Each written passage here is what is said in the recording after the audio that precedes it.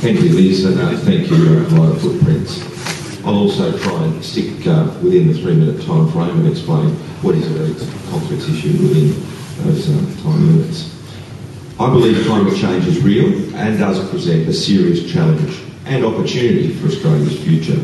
I also believe it's important to act to avoid the most dangerous impacts of climate change and to take advantage of the economic opportunities that come from moving to a low pollution economy. I believe the ETS is the answer. That is the best way to put a price on carbon. This is because the key principles behind an ETS are simple. The biggest polluters should pay for the pollution they create. Overall pollution is reduced as permits are used in the most efficient manner, and funds are available from the sale of permits for people that get assistance with the costs of adjusting to a price being put on carbon. An ETS allows us to know what emissions would reduce from year to year because the government has the ability to set the total cap to achieve that goal. This provides certainty for business and the community. The true strength of an ETS is therefore that targets are no longer just aspirational. They're backed by a mechanism which is capable of ensuring emissions can be reduced.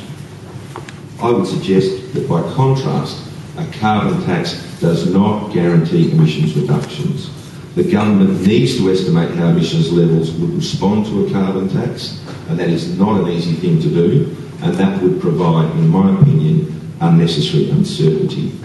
At the same time, a carbon tax is not a simpler way to deal with the issue. It has all the same policy dilemma problems about how to treat emission-intensive trade-exposed industries, how we transition to a different domestic energy approach. The same issues are there in a carbon tax. I think it is for these reasons why there was a consensus at the 2007 election that the ETS was the best model. And it's interesting to note it was a model proposed by the Labor Party, the Coalition and the Greens. I too was bitterly disappointed, like the whole community, when the ETS was voted down in the Senate twice. And I can understand why millions of Australians are very upset that they don't have a price on carbon. But I ponder this point. The Coalition and the Greens together need to shoulder the responsibility for voting to sink the only credible plan that would have put a cap on our pollution and established a carbon price right now.